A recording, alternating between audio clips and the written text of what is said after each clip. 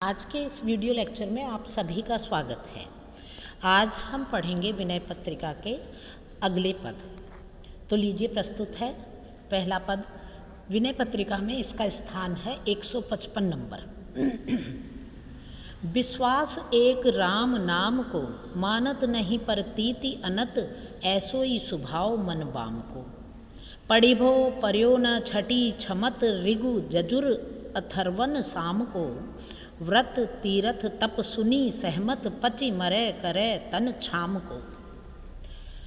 कर्म जाल कलिकाल कठिन आधीन, सुधा सुसाधित दाम को। ज्ञान विराग जोग जप तप भय लोभ मोह कोह काम को।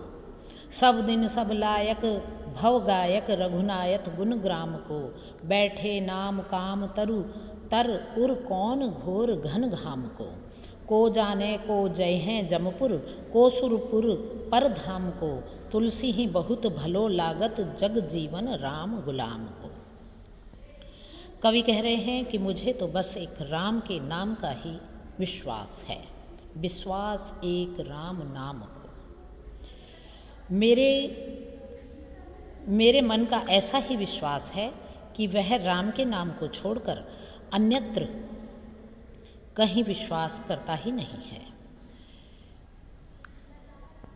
6 शास्त्रों तथा यजुर्वेद, ऋग्वेद, यजुर्वेद, सामवेद, अथर्ववेद वेदों का पढ़ना मेरे भाग्य में नहीं लिखा है। व्रत तीर्थ तप आदि का नाम सुनकर मन संकुचित हो जाता है। कर्मजाल मन संकुचित हो जाता है कि कौन इनके अधीन होकर के पच के शरीर को गलाए या क्षीण करे। कलिकाल में कर्मजाल बड़ा ही कठिन है और उसे ठीक ठीक साध लेना सब कुछ भौतिकता के अधीन है।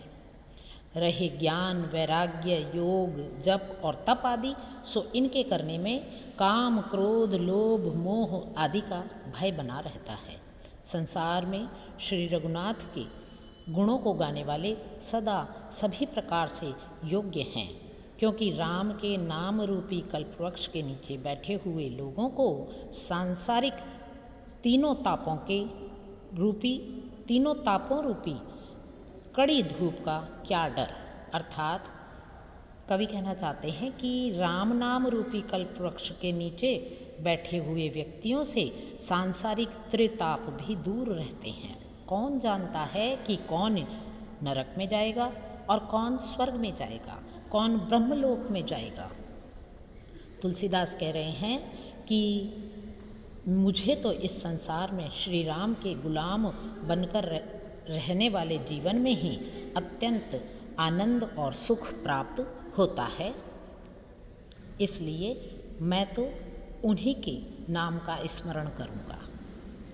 अगला पद है ऐसो को उदार जग माही। ऐसो को उदार जग माही, बिन सेवा जो द्रवे दीन पर, राम सरिस को नाही। जोगति जोग विराग जतन करी, नहीं पावत मुनि ज्ञानी।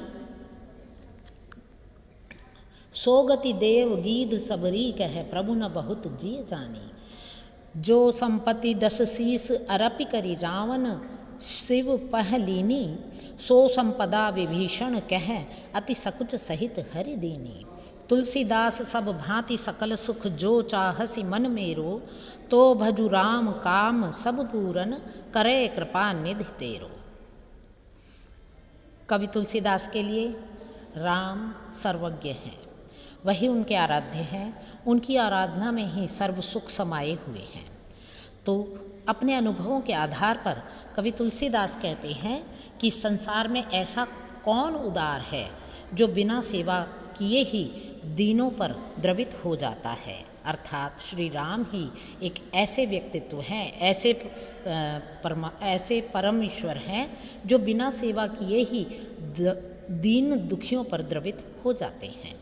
जिस गति को मुनि और ज्ञानी जन योग वैराग्य आदि अपनाने पर भी नहीं प्राप्त कर पाते, उस गति को, उस मोक्ष को हे प्रभु आपने गीध शबरी आदि को देने में हृदय में बहुत ही संकोच करके समझा अर्थात कवि कहना चाहते हैं कि गीध, शबरी और विभीषण आदि को हर तरह से संतुष्ट करते हुए, सर्व सुख प्रदान करते हुए भी श्री राम ने उन्हें बहुत बड़ी वस्तु दी, ऐसा संकोच ही अनुभव किया है।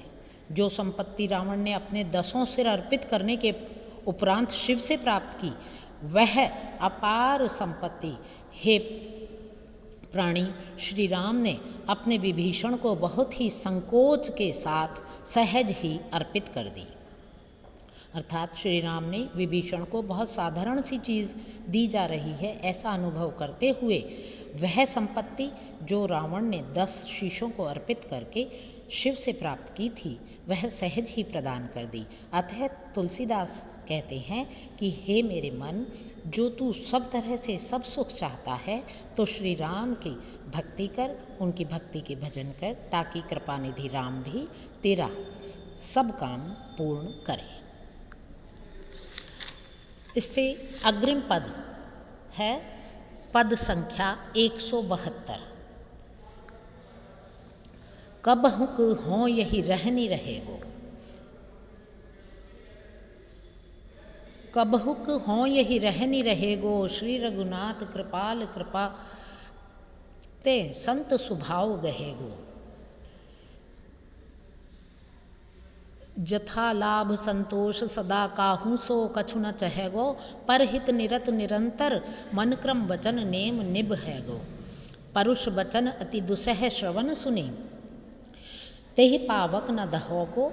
विगत मान समशीतल मन, पर गुण नहीं दोष कहोगो। परिहरि देह जनित चिंता, दुख सुख समबुद्धि सहोगो। तुलसीदास प्रभु यही पथ रही, अब चल हरि भगति लहोगो। कवि कह रहे हैं कि मैं कभी इस रीति से रह पाऊंगा।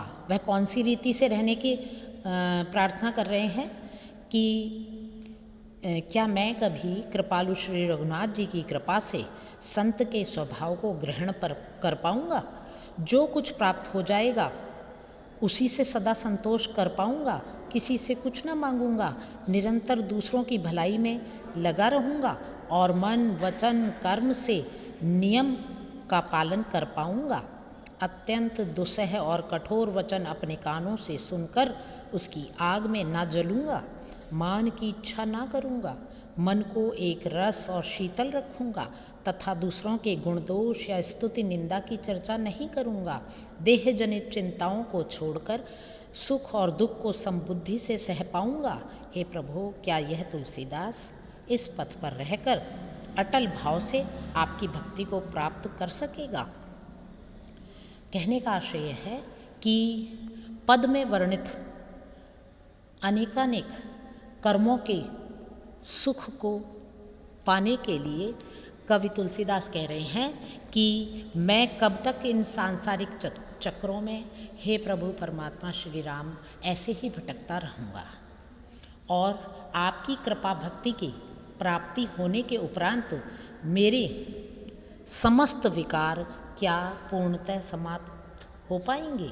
तो उनके लिए उसने पद में वर्णित बहुत सी बातों को कार्य को करने का पूर्ण होने का प्रार्थना की है। और अंत में कवि कह रहे हैं कि हे परमात्मा, क्या मैं आपकी भक्ति प्राप्त करके और इन सब सुखों को प्राप्त करने में समर्थ हो पाऊँगा। तो ये था आज के लेक्चर के अंतिम पद का सार। अगले लेक्चर में हम प्रश्नोत्तर माला लेकर प्रस्तुत होंगे। तब तक के लिए नमस्कार।